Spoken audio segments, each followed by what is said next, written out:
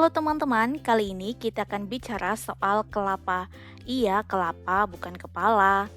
Kelapa adalah salah satu buah yang paling banyak ditemui di Indonesia karena merupakan buah yang bisa tumbuh di mana saja. Nggak salah kalau akhirnya kelapa jadi lambang gerakan pramuka. Eits, tapi kita nggak akan ngomongin pramuka ya. Kita akan ngomongin pemanfaatan buah kelapa, khususnya menjadi minyak kelapa murni atau VCO. VCO ya, bukan VOC. Penasaran nggak sih sama proses pembuatan VCO? Langsung aja. Without any further ado, let's get to the list.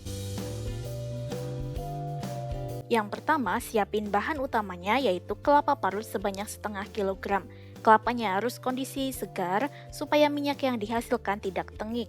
Yang kedua, kita pakai 0,3 gram vermipan.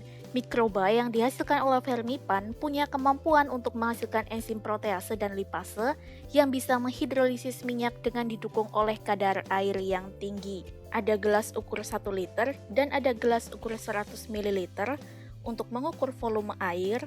Selanjutnya, ada sendok sayur, ada toples besar, ada toples kecil, ada kapas yang digunakan untuk menyaring minyak, dan yang terakhir adalah panci.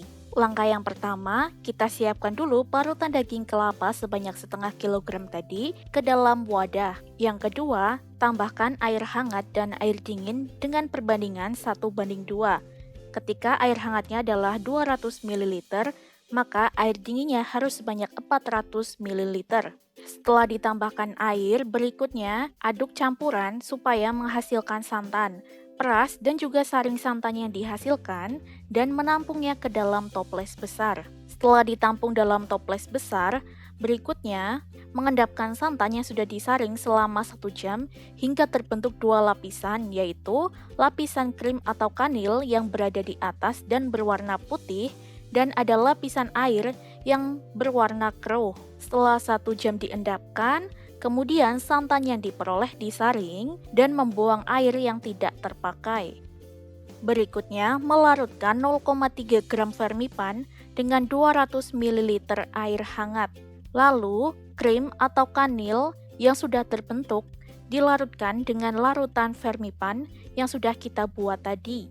Perbedaan pembuatan minyak kelapa murni dengan metode fermentasi adalah pada penambahan ragi atau vermipan ini ya teman-teman. Kemudian setelah diaduk rata, toples ditutup dengan rapat supaya bakteri atau mikroba berkembang dengan baik, kemudian mendiamkan campuran selama 2 hari hingga terbentuk 3 lapisan. Lapisan ini yang pertama adalah lapisan minyak yang paling atas, lapisan kedua adalah blondo, lapisan ketiga adalah air. Kemudian kita siapkan alat penyaring untuk menyaring minyak. Penyaringan dilakukan secara 2 kali dengan menggunakan kapas ataupun tisu supaya blondo yang menyatu dengan minyak bisa tersaring. Minyak yang dihasilkan akan berwarna bening, beraroma khas kelapa, bertekstur seperti minyak, dan juga encer. Nah, itu dia tadi proses pembuatan minyak kelapa murni atau VCO atau Virgin Coconut Oil dengan menggunakan metode fermentasi. Terima kasih sudah menyaksikan.